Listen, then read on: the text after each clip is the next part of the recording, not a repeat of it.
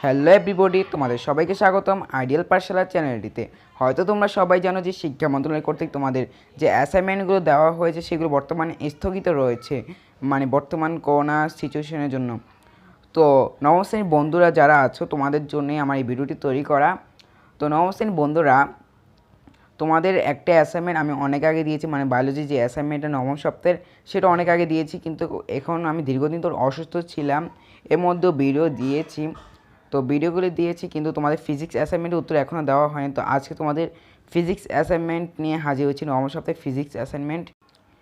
তো নবম শ্রেণীর বন্ধুরা, চলো আগে আমি তোমাদের প্রশ্নটি দেখে নিই, তারপর না হয় তোমাদের উত্তরপত্রে যাব। আর হ্যাঁ, একটি কথা, তোমরা যে এখনও যারা আইডিয়াল পাঠশালা চ্যানেলটি এখনও সাবস্ক্রাইব করোনি, আমি বলবো অবশ্যই তোমরা সাবস্ক্রাইব করবে এবং পাশে থাকা বেল আইকনটি বাজিয়ে দিবে, যাতে নেক্সট ভিডিও সবার আগে তোমার কাছে পৌঁছে যায়। আর আমার ভিডিওটি যদি ভালো লাগে তোমরা অবশ্যই লাইক দিবে আর তোমার বন্ধুদের কাছে বেশি বেশি শেয়ার করবে, যাতে তারাও এই ভিডিওটি দেখে উপকৃত হয়। তো চলো আগে আমরা তোমাদের প্রশ্নটি দেখে নিই। তো বন্ধুরা, আমরা তোমাদের প্রশ্নের পত্রে চলে এসেছি। তো এটা হচ্ছে তোমাদের 2 নম্বর অ্যাসাইনমেন্ট, আর এটা করা হয়েছে তোমাদের ভৌত রাশি এবং পরিমাপ পানি প্রথম অধ্যায় থেকে। আর এর সাইডে কিছু পাঠ কথা বলা হয়েছে, মানে যে পাঠগুলিতে তোমাদের প্রশ্নটি। তো আমাদের মূলত দেখি তোমাদের অ্যাসাইনমেন্টের নির্ধারিত কাজে কী বলা হয়েছে। পদার্থবিজ্ঞান ক্রমবিকাশ কীভাবে ঘটছে তা নিয়ে একটি প্রতিবেদন তৈরি করো। তো আমার সুপ্রিয় শিক্ষার্থী বন্ধুরা, এখানে যেহেতু প্রতিবেদনের কথা বলা হয়েছে, তার মানে ভেবে নাও তোমাদের অনেক লিখতে হবে। কিন্তু আরেকটা কথার মধ্যে তোমরা বেঁচে গেছো, মানে এখানে তোমাদের কোনো প্রকার ম্যাথ নেই। হ্যাঁ, আগেরটার মধ্যে ম্যাথ ছিল কিন্তু এখনটার মধ্যে ম্যাথ নেই, কিন্তু এখানে অনেক লিখতে হবে তোমাদেরকে। তো নির্দেশনা তোমাদের কী বলা হচ্ছে, পাঠ্য বই, তারপর বিজ্ঞান সাময়িকী, ইন্টারনেট ও অন্যান্য উৎস থেকে মানে তথ্য সংগ্রহ করবে আর কি, মানে এইসব জায়গা থেকে তোমরা তথ্য সংগ্রহ করবে। তো অতি উত্তম পেতে হলে কী করতে হবে, তো এখানে যা করতে হবে তোমাদেরকে, 1 নম্বর বলছে পরিপূর্ণ মাত্রায় ধারাবাহিকতা ও নির্ভুল তথ্য প্রদান। আর এখানে কি একটা উপস্থাপনার কথা বলা হয়েছে। আর 3 নম্বর বলছে উপস্থাপনার নিজস্বতা। হ্যাঁ, তো এরকম করে লিখলে এরকম করে আমি লিখেছি তোমাদের এখানে যা বলা হয়েছে। তো আমি আশা করছি তোমরা যদি আমার মতন করে অ্যাসাইনমেন্টটি লেখো, তাহলে তোমাদের অ্যাসাইনমেন্টটি একটা বেস্ট অ্যাসাইনমেন্ট হবে আর তোমরা অতি উত্তম পাবে। তো চলো আমরা তোমাদের উত্তরপত্রে যাই। তো বন্ধুরা, আমরা তোমাদের উত্তরপত্রে চলে এসেছি। তোমরা হয়তো সবাই জানো যে একটা প্রতিবেদন কীভাবে তৈরি করতে হয়, মানে আমরা যেভাবে দরখাস্ত লিখি অনেকটা সেরকমই। তো প্রথমে কী লিখতে হয়, তারিখ লিখতে হয়। তো এখানে আমি একটা তারিখ দিয়েছি। বরাবর প্রধান শিক্ষক হাজী আব্দুস সাত্তার উচ্চ বিদ্যালয় সিলেট, বিষয় পদার্থবিজ্ঞান ক্রমবিকাশ, বিষয় প্রতিবেদন। জনাব, বিনীত নিবেদন এই যে গত জুন 2021 তারিখে প্রকাশিত আপনার আদেশ, যা স্মারকনং। এখানে স্মারকনংটা মানে তোমার স্কুলের সংক্ষিপ্ত রূপটা দিবে, যেখানে এখানে হাজির হা, আব্দুসের সরেয়া, এরকম করে আর কি। তো 6/2021 অনুসারে পদার্থ বিজ্ঞানের ক্রমবিকাশ শীর্ষক প্রতিবেদনটি নিয়ে পেশ করছি। বিশ্ব প্রকৃতিতে যা কোনো স্থান দখল করে এবং বল প্রয়োগে বাধার সৃষ্টি করে তাকে পদার্থ বলে। আর বিজ্ঞানের যে শাখায় পদার্থ এবং এদের প্রকৃতি ও শক্তি সম্পর্কে আলোচনা করা হয় সেই শাখাকে পদার্থবিজ্ঞান বলা হয়। বিভিন্ন প্রকার পরীক্ষা নিরীক্ষা ও বিশ্লেষণের মাধ্যমে বস্তু ও শক্তির মধ্যে সম্পর্ক স্থাপন এবং পরিমাণগতভাবে ফলাফল প্রকাশ করাই হচ্ছে পদার্থবিজ্ঞানের মূল লক্ষ্য। বিজ্ঞানে এই সফল প্রায় স্বল্প সময় ঘটেনি, যুগ যুগ ধরে বিজ্ঞানীদের অক্লান্ত পরিশ্রম, গবেষণা, আবিষ্কারের মধ্য দিয়ে এই সফলতা এসেছে। বিজ্ঞানীদের এই আবিষ্কার মানব জাতিকে উন্নতর জীবন দান করেছে। বিজ্ঞানের ইতিহাস পর্যালোচনা করলে দেখা যায় যে প্রাচীনকাল থেকে বিজ্ঞানের বিভিন্ন শাখায় উন্নয়নের অবদান রেখে আসছেন। গ্রিক দার্শনিক ডেমোক্রিটাস খ্রিস্টপূর্ব 460 থেকে 370 ধারণা দেন যে পদার্থের অবিভাজ্য একক রয়েছে। তিনি একে নাম দেন অ্যাটম বা পরমাণু। পরমাণু সম্পর্কে তার এই ধারণা বর্তমান ধারণার চেয়ে সম্পূর্ণ আলাদা হলেও বেশ তাৎপর্যপূর্ণ।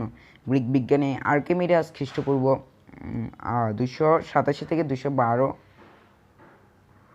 লিবারের নীতি ও তরলে নিমজ্জিত বস্তুর উপর ক্রিয়াশীল ঊর্ধ্বমুখী বলের সূত্র আবিষ্কার করে ধাতুর ভেজাল নির্ণয়ে সক্ষম হন।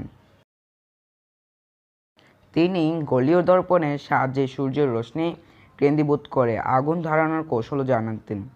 আর্কিমিডিসের পর কয়েক শতাব্দীতে বৈজ্ঞানিক আবিষ্কার মন্থর গতিতে চলে। প্রকৃতপক্ষে ত্রয়োদশ শতাব্দী পূর্বে ইউরোপ বিজ্ঞানী অনুসন্ধিত সার পুনর্জীবন ঘটেনি। এই সময় পশ্চিম ইউরোপীয় সভ্যতা বিশেষভাবে গ্রহণ করেছিল। বাইজান্টাইন ও মুসলিম সভ্যতার জ্ঞানের ধারা। আরবরা বিজ্ঞান, গণিত, জ্যোতির্বিদ্যা, রসায়ন ও চিকিৎসা বিজ্ঞানে বিশেষ পারদর্শী ছিলেন। এ সময় পদার্থবিজ্ঞানের একটি শাখা আলোকতত্ত্বের সঙ্গে ইবনে আল হাইয়াম এবং আল হাজেনের অবদান বিশেষ উল্লেখযোগ্য। টলেমি 127 থেকে 151 ও অন্যান্য প্রাচীন বিজ্ঞানীরা বিশ্বাস করতেন যে কোনো বন্ধু দেখার জন্য চোখ নিজে আলোক রশ্মি পাঠায়। আল হাজেন এই মতের বিরোধিতা করেন এবং বলেন যে বস্তু থেকে আমাদের চোখে আলো আসে বলেই আমরা বস্তুকে দেখতে পাই। আদর্শিক কাজ দিয়ে পরীক্ষা তাকে উত্তল লেন্সের আধুনিক তত্ত্বের কাছাকাছি নিয়ে আসে। আল মাসুদি 896 থেকে 956 প্রকৃতির ইতিহাস সম্পর্কে একটি এনসাইক্লোপিডিয়া লেখেন। এই বইয়ে বায়ুকলের উল্লেখ পাওয়া যায়। বর্তমানে পৃথিবীর অনেক দেশে এই বায়ুকলের সাহায্যে তড়িৎশক্তি উৎপাদন করা হচ্ছে। রজার বেকন 1214 থেকে 1294 ছিলেন পরীক্ষামূলক বৈজ্ঞানিক পদ্ধতির প্রবক্তা। তার মতে পর্যবেক্ষণ ও পরীক্ষার মাধ্যমে বিজ্ঞানের সব তথ্য যাচাই করা উচিত। লিওনার্দো দা ভিঞ্চি 1452 থেকে 1519 15 শতকের শেষ দিকে পাখির ওড়া পর্যবেক্ষণ করে উড়োজাহাজের একটি মডেল তৈরি করেছিলেন। তিনি মূলত একজন চিত্রশিল্পী হলেও বলবিদ্যা সম্পর্কে তার উল্লেখযোগ্য জ্ঞান ছিল, ফলে তিনি কিছু সাধারণ যন্ত্র দক্ষতার সাথে উদ্ভাবন করতে সক্ষম হন। গ্যালিলিও নিউটনীয় যুগে এবং তারও আগে সংখ্যাও কম হলেও কয়েকজন পদার্থবিজ্ঞানী জন্মগ্রহণ করেন। বিজ্ঞানের অগ্রযাত্রায় তারা অপরিসীম অবদান রাখেন। ডাক্তার গিলবার্ট 1540 থেকে 1603 চুম্বক তত্ত্ব নিয়ে বিস্তারিত গবেষণা ও তত্ত্ব প্রদানের জন্য চিরস্মরণীয় হয়ে আছেন। আলোর প্রতিসরণের সূত্র আবিষ্কার করে জার্মানির শেরবল 1591 থেকে 1626, হাইডেন 1626 থেকে 1695 দলকে গতি পর্যবেক্ষণ করেন, গণিত যান্ত্রিক কৌশলের বিকাশ ঘটান এবং আলোর তরঙ্গতত্ত্বের উদ্ভাবন করেন। রবার্ট হুক 1635 থেকে 1703 পদার্থের স্থিতিস্থাপক ধর্মের অনুসন্ধান করেন। চলো বন্ধুরা আমরা পরবর্তী পৃষ্ঠায় যাই। বিভিন্ন চাপে গ্যাসের ধর্ম বের করার জন্য পরীক্ষা নিরীক্ষা চালান রবার্ট বয়েল 1626 থেকে 1691, বন গুয়েরিক 1602 থেকে 1686 বায়ু পাম্প আবিষ্কার করেন।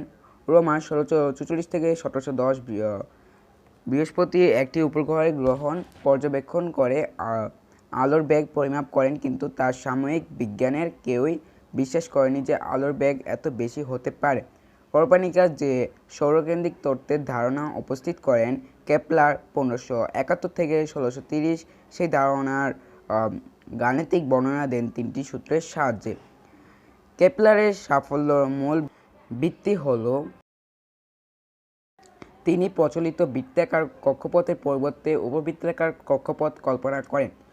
গ্রহদের গতিপথ সম্পর্কে তার গাণিতিক সূত্রগুলোর সভ্যতা তিনি যাচাই করলেন তার গুরু টাইকো ব্রাহের 1546 থেকে 1601 পর্যবেক্ষণের লব্ধ তথ্যের দ্বারা।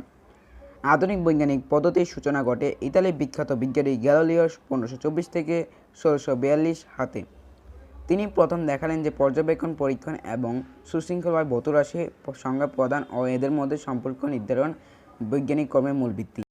গাণিতিক তত্ত্ব ও নির্মাণ ও পরীক্ষার মাধ্যমে সে তত্ত্বের সভ্যতা যাচাইয়ের বৈজ্ঞানিক ধারণার সূচনা করলেও গ্যালিলিও আর এর পূর্ণতা দান করেন নিউটন 1642 থেকে 1727। গ্যালিলিও স্মরণ, গতি, ত্বরণ, সময় ইত্যাদি সংজ্ঞা প্রদান ও এদের মধ্যে সম্পর্ক নির্ধারণ করেন, ফলে তিনি বস্তুর পতনের নিয়ম আবিষ্কার ও স্থিতিবিদ্যার ভিত্তি স্থাপন করেন। নিউটন তার বিস্ময়কর প্রতিভার দ্বারা আবিষ্কার করেন বলবিদ্যা ও বলবিদ্যার বিখ্যাত তিনটি সূত্র এবং বিশ্বজনীন মহাকর্ষ সূত্র।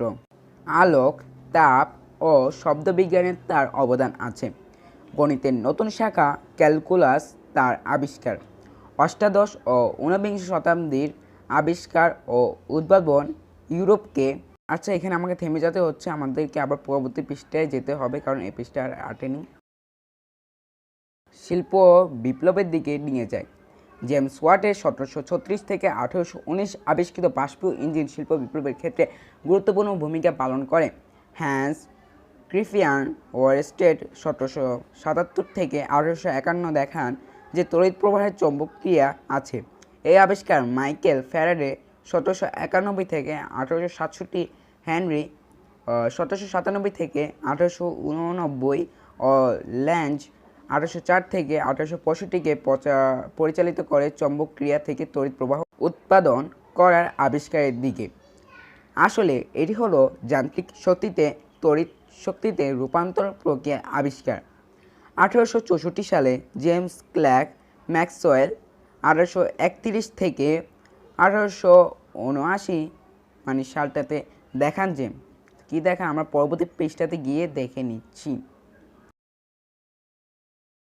আলো এক প্রকার তাড়িৎ চৌম্বক তরঙ্গ। তিনি তড়িৎ ক্ষেত্র চৌম্বক ক্ষেত্রকে একীভূত করে তাড়িৎ চৌম্বক তত্ত্বের বিকাশ ঘটান। 1888 সালে হেনরি হার্জ 1857 থেকে 1894 একই রকম বিকিরণ উৎপাদন ও উদ্ঘাটন করেন। 1896 সালে মার্কনি 1874 থেকে 1937 এরকম তরঙ্গ ব্যবহার করে অধিক দূরত্বে মার্স করেও সংকেত পাঠানোর ব্যবস্থা করেন। তারও আগে বাঙালি বিজ্ঞানী জগদীশ চন্দ্র বসু 1858 থেকে 1937 তাড়িৎ চৌম্বক তরঙ্গের মাধ্যমে এক স্থান থেকে অন্য স্থানে শক্তি প্রেরণ করতে সক্ষম হন।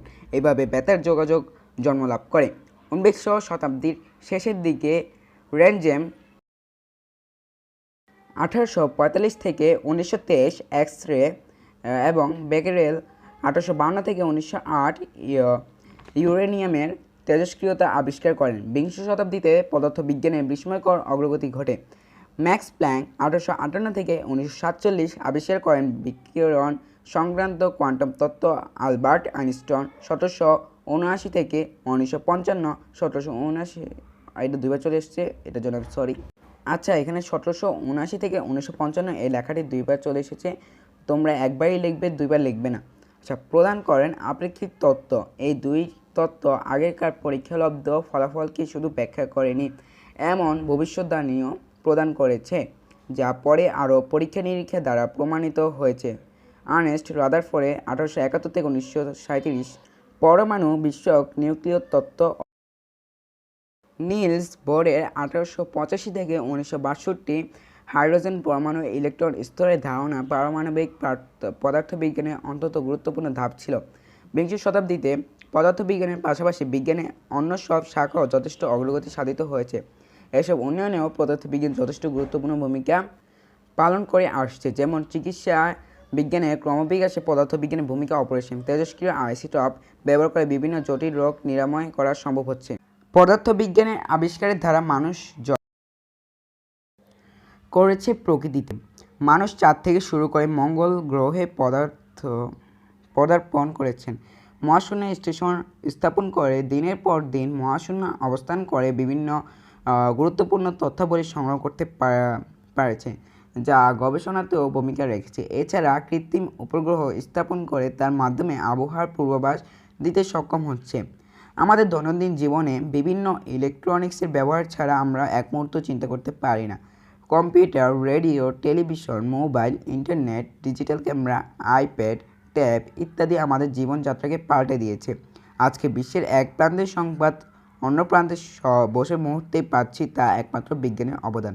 তো আমার নবম শ্রেণীর বন্ধুরা, তোমাদের কিন্তু অ্যাসাইনমেন্টের উত্তর এখানেই শেষ।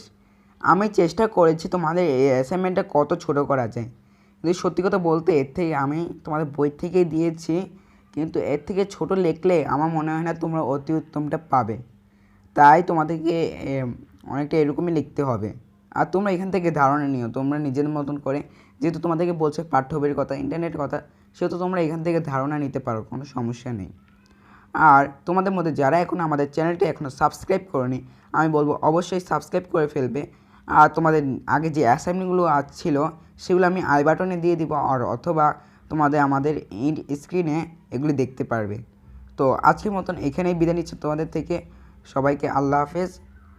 দেখা হবে তোমাদের সাথে পরবর্তী ভিডিওতে।